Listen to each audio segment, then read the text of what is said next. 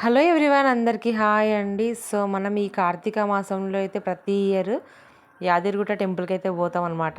So అలాగే ఈసారి కూడా వెళ్తున్నాము. సో అక్కడ 1 డే నైట్ స్పెండ్ చేస్తాము. సో అందుకోసం అని చెప్పేసి దానికి సరిపడా లగేజ్ అయితే ప్యాక్ చేసుకున్నాము. సో వెళ్ళే ముందు మా అత్తయ్య వాళ్ళ ఇంటికి వెళ్ళామన్నమాట.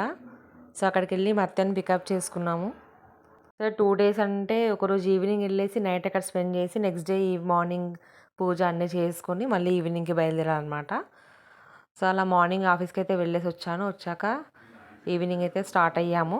సో వెళ్తూ వెళ్తూ సత్యనారాయణ చేయించుకోవాలి కాబట్టి అక్కడ ఫ్రూట్స్ అయితే దొరకవు మనకు తొందరగా. గుట్టల్లో మళ్ళీ వెళ్ళి ఇబ్బంది పడాల్సి వస్తుందని చెప్పేసి వెళ్తూ దారిలోనే తీసుకున్నాము. సో మా అత్తయ్య మన చిన్న పాప అయితే తీసుకుంటున్నారు అనమాట. బయటకి ఎక్కడికైనా వెళ్ళినప్పుడు ఎంత లగేజ్ తీసుకున్న ఏదో ఒకటి మిస్ అవుతుంటుంది అనమాట. సో ఇంట్లో దీపాలు ఉన్నాయి తీసుకుందాం అనుకున్నాను, మర్చిపోయాను. సో మళ్ళీ దారిలో తీసుకోవడానికి ట్రై చేస్తాం, మరి ఎక్కడా కనిపించలేదు. సో అట్లా మా ప్రయాణం అయితే స్టార్ట్ అయ్యింది. సో యాదగిరి టెంపుల్ చాలా ఇష్టం మాకు, ఎవ్రీ ఇయర్ వెళ్తూ ఉంటాం. సో మా ఇంటి దేవుడు కూడా నరసింహస్వామి అనమాట. సో మేమైతే పటాన్చెరు నుంచి స్టార్ట్ అయ్యాము 8 o'clockకి. సో వెళ్ళే వరకు 9:30 అయింది. 1.5 hourలో అయితే వెళ్ళిపోయాము. సో నైట్ జర్నీ కాబట్టి పెద్ద ట్రాఫిక్ ఏం అనిపించలేదు. సో 1.5 hourలో అయితే మేము అక్కడికి రీచ్ అయ్యాము. బిఫోర్ మేము రూమ్ బుక్ చేసుకున్నాం కాబట్టి మాకు చాలా ఈజీ అయ్యింది.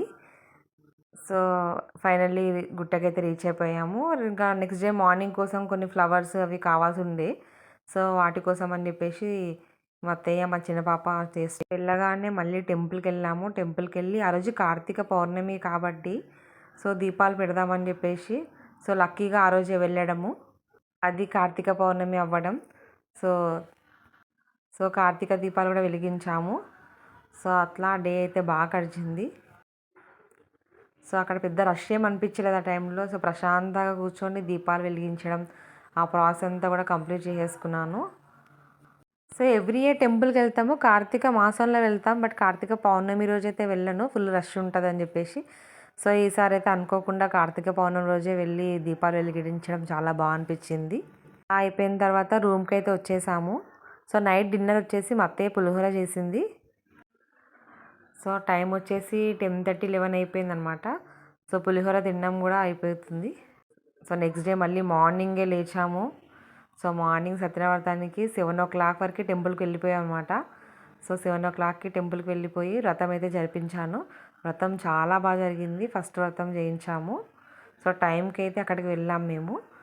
సో మీకు ఎవరికైనా ఇంట్రెస్ట్ ఉంటే ఒకసారి చూడండి.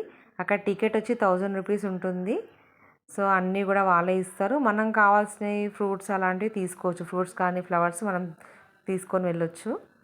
అవి అక్కడ వాళ్ళు ఇవ్వరనమాట. వ్రతం కంప్లీట్ అయిన తర్వాత నాకు పసుపొట్టు ఇచ్చే అలవాటు ఉంది. సో నేనైతే 7 మెంబర్స్కి 5 మెంబర్స్కి పసుపొట్టు ఇచ్చాను నేను. సో దాని తర్వాత టెంపుల్కి వెళ్ళాము. సో అక్కడ నేను మా అత్తయ్య అయితే ఫొటోస్ స్టార్ట్ చేసాం అనమాట. తను మా అత్తయ్య గారు. సో మా అత్తయ్యకి ఫొటోస్ తీస్తున్నాను. సో అప్పటికి టైం వచ్చి 10:30 అయిపోయింది. సో ఫుల్ ఆకలిస్తుంది. సో దర్శనం ఒకటి పెండింగ్ ఉంది. సో దర్శనానికి ముందు టిఫిన్ చేద్దామని చెప్పేసి అక్కడే బ్రేక్ఫాస్ట్ అయితే స్టార్ట్ అయ్యాము. సో అలా బ్రేక్ఫాస్ట్ కూడా కంప్లీట్ అయిపోయింది. ఆ ఛానల్ అయితే 1Kకి దగ్గరలో ఉంది. ఛానల్ చూసిన వాళ్ళని లైక్ చేసి సబ్స్క్రైబ్ చేయడం మాత్రం మర్చిపోవద్దు. నెక్స్ట్ నేను తీసే వీడియోస్కి మోటివేషన్లా ఉంటుంది.